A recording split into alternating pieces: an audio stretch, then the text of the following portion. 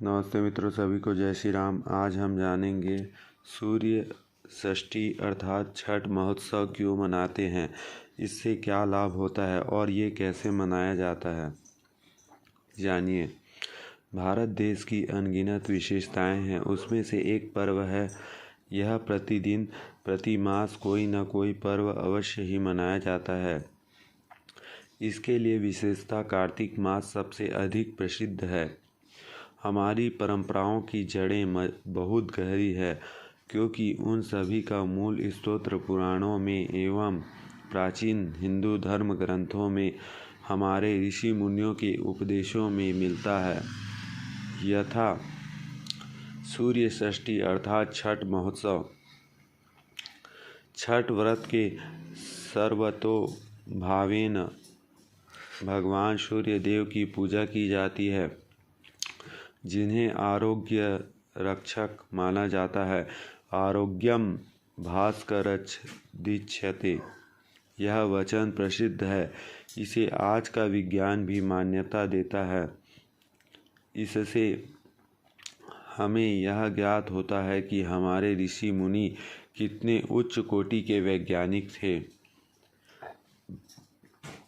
आइए इस पावन पर्व पर भगवान सूर्य देव के साथ साथ हमारे पूर्वज एवं उन ऋषि मुनियों के श्री चरणों में कृतज्ञता पूर्वक शरणागत भाव से कोटि कोटि नमन करते हुए प्रार्थना करें कि उन्होंने अपने जीवन में अनगिनत प्रयोग करके जो सत्य एवं सर्वोत्तम ज्ञान हमें दिया है, उनके बताए मार्ग पर चलकर हमें अपने जीवन को सार्थक करने एवं अन्यों को भी इसी मार्ग पर चलने के लिए प्रेरित करने का बल वे हमें प्रदान करें।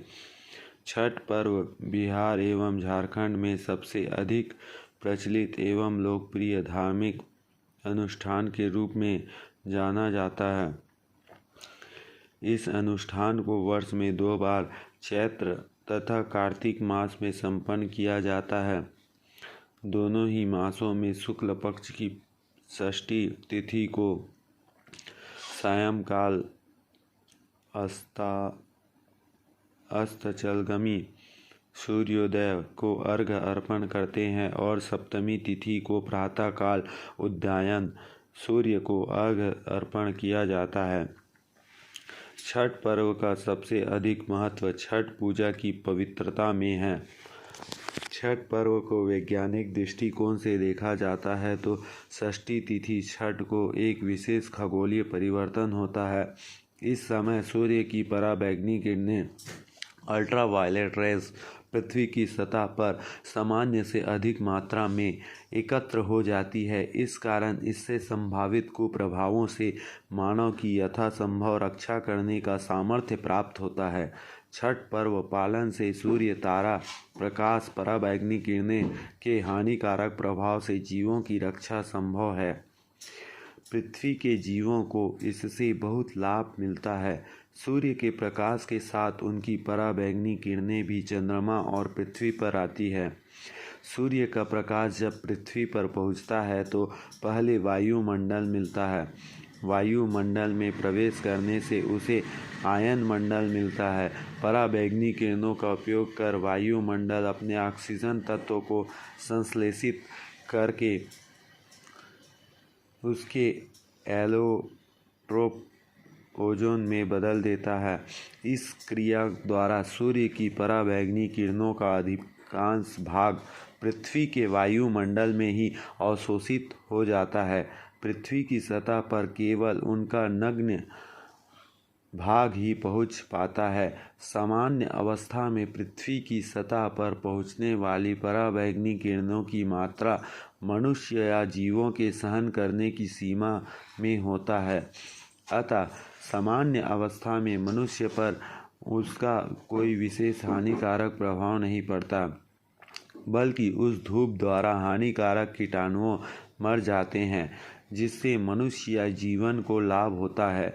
छठ जैसे खगोलीय स्थिति चंद्रमा और पृथ्वी के भ्रमण तलों की सम रेखा के दोनों छोरों पर सूर्य की पराबैंगनी किरणें कुछ चंद्र सतह में परिवर्तित तथा कुछ गोलीय अपरिवर्तित होती हुई पृथ्वी पर पुनः सामान्य से अधिक मात्रा में पहुंच जाती है। वायुमंडल के स्तरों में अवतरित होती हुई सूर्यास्त तथा सूर्योदय का यह और भी सघन हो जाता है। ज्योतिषीय गणना के अनुसार यह घटना कार्तिक तथा चैत्र मास की अमावस्या के 6 दिन अपरांत आती है। ज्योतिषीय गणना पर आधारित होने के कारण इसका नाम और कुछ नहीं बल्कि छठ पर्व ही रखा गया है। छठ व्रत से व्रती को 4 दिन एवं रात्रि स्वयं को कायिक, वाचिक तथा मानसिक रूप से पवित्र रखना होता है, तभी उसका फल मिलता है। उदाहरण, वाक्य संयम रखना पड़ता है। वाक्य संयम में सत्य, प्रिय, मधुर, हित, मित एवं मंगलकारी वाणी अंतर्भूत होती है। यह 4 दिन एवं रात्रि व्रती को केवल साधना रत रहना पड़ता है। वैसे तो यह पर्व विशेष रूप से स्त्रियों द्वारा ही मनाया जाता है, किंतु पुरुष भी इस पर्व को बड़े उत्सव के साथ मनाते हैं। चतुर्थी तिथि को व्रती स्नान करके सात्विक भोजन ग्रहण करते हैं, जिसे बिहार की स्थानीय भाषा में नहाय खाय के नाम से जाना जाता है। पंचमी तिथि को पूरे दिन व्रत रखकर संध्या को प्रसाद ग्रहण किया जाता है। इसे खरना अर्थात लोहड़ा कहते हैं।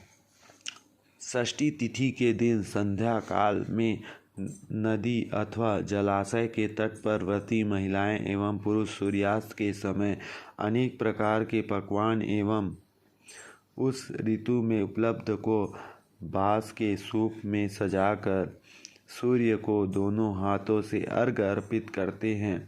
सप्तमी तिथि को प्रातः उगते हुए सूर्य को अर्घ्य देने के उपरांत प्रसाद ग्रहण किया जाता है। इसी दिन इस व्रत की समाप्ति भी होती है और व्रती भोजन करते हैं। किसी भी व्रत, पर्व, त्योहार तथा उत्सव मनाने के पीछे कोई न कोई कारण अवश्य ही रहता है। छठ पर्व मनाने के पीछे भी अनेकानेक पौराणिक तथा लोक कथाएं हैं। साथ में एक लंबा इतिहास भी है। भारत में सूर्य उपासना की परंपरा वैदिक काल से ही चली आ रही है एवं छठ पर्व में छठ माता का पूजा किया जाता है।